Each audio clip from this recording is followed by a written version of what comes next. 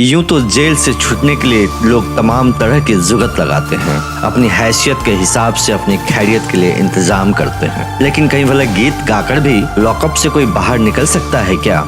जी हाँ दोस्तों, आज के एपिसोड में हम जानेंगे कौन थे वो मशहूर संगीतकार जिसने अपने मधुर आवाज का जादू चलाकर लॉकअप की सलाखों से आजादी पाई। क्यों संगीत के लिए उन्होंने राजवंश की शान और शौकत को ठुकरा दिया, कैसे किसान के गाए लोकगीत से प्रेरणा पाई, फिर बॉलीवुड की संगीत की दुनिया में अपनी बादशाहत कायम की। बहुत कुछ है जानने और सुनने को, बस बने रहिए हमारे साथ।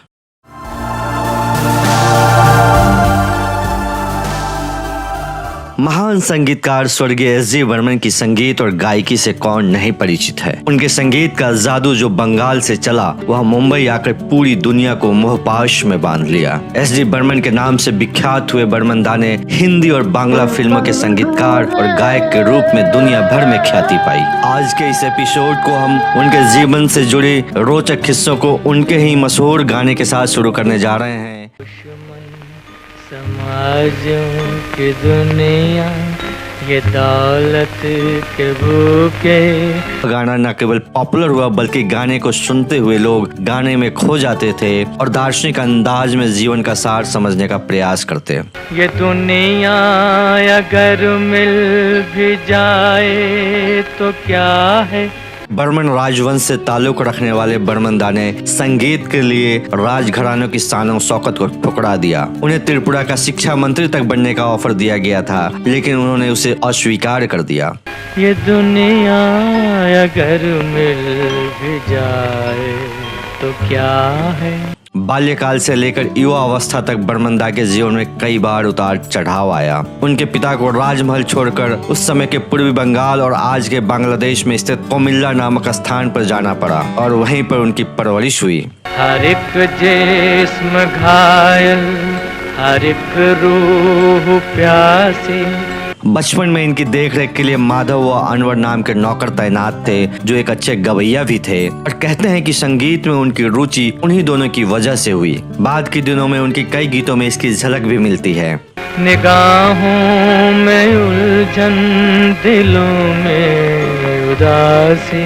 एस.डी. बर्मन न सिर्फ बेहतरीन संगीतकार थे बल्कि लोक धुनों को सजाने की कला में भी माहिर थे।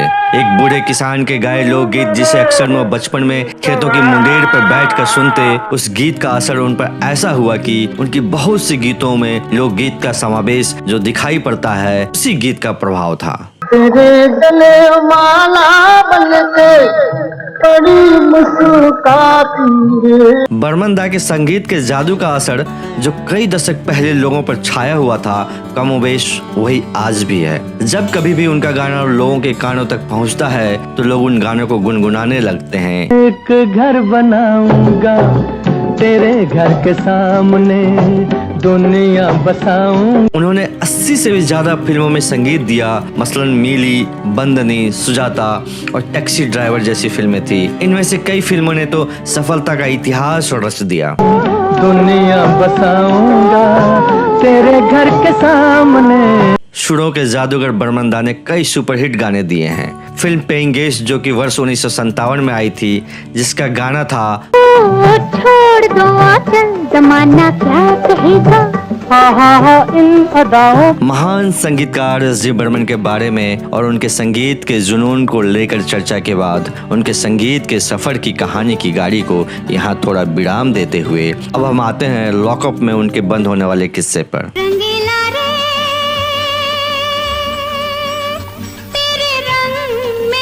बर्मन दादा बचपन में बहुत शरारती हुआ करते थे। बर्मन दा को सैर सपाटे करने और घूमने का बहुत शौक था। जब दादा 14 साल के थे तब उन्होंने दोस्तों के साथ नई जगह देखने की योजना बनाई, लेकिन सैर सपाटे करने के अपने शौक के चलते एक मर्तबा वो बुरे फंस गए।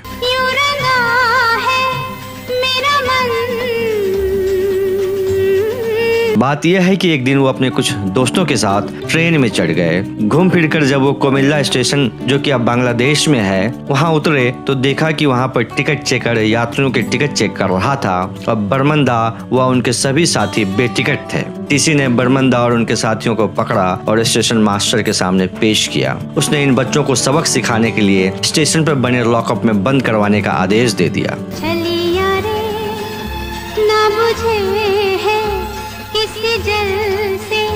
अब बर्मंदा अपने दोस्तों के साथ लॉकअप में जमा हो चुके थे। दिन भर की थकान के कारण सभी सो गए, लेकिन बर्मन दादा को नींद नहीं आई। बर्मन दादा रात के 2 बजे भगवान को याद करते हुए एक भजन गाने लगे। भगवान दो घड़ी जरा इंसान बन के देख।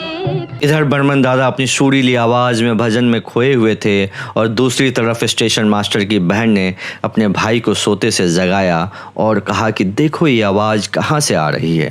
धरती पे 4 दिन कभी मेहमान बन के देख। फिर ये दोनों भाई बहन स्टेशन आए और वहाँ लॉकअप में बंद बर्मंदा को भजन गाते देखा। गरीब के अरमान बन के देख, धरती पे 4 दिन कभी इन सुरीली आवाज ने दोनों को दीवाना बना दिया। स्टेशन मास्टर ने रात में ही लॉकअप खुलवाया, सभी बच्चों को अपने घर ले गए और सुबह ससम्मान विदा किया। तो इस तरह बर्मंदा 14 साल की उम्र में अपनी प्रतिभा के बूते पर स्वयं को लॉकअप से आजाद करवा लिया। वहाँ कौन है तेरा मुसाफिर, जाएगा कहाँ। था महान संगीतकार सचिन देव बर्मन दा की जीवन से जुड़े कुछ दिलचस्प किस्सों की झलकें। यकीनन भारतीय संगीत में एस.डी. बर्मन के गाए गीत और फिल्मों में दिया उनका संगीत कालजयी है। आज के एपिसोड में बस इतना ही। अपने दोस्त और होस्ट विकास सिंह को दीजिए इजाजत। अगर आपने अपने इस चैनल को सब्सक्राइब नहीं किया है तो सब्सक्राइब करना मत भूलिएगा। नमस्कार, धन्यवाद, शुक्रिया। कोई खुश हो चाहे गालियां हजार दे, अरे मस्त राम बन के जिंदगी के दिन गुजार।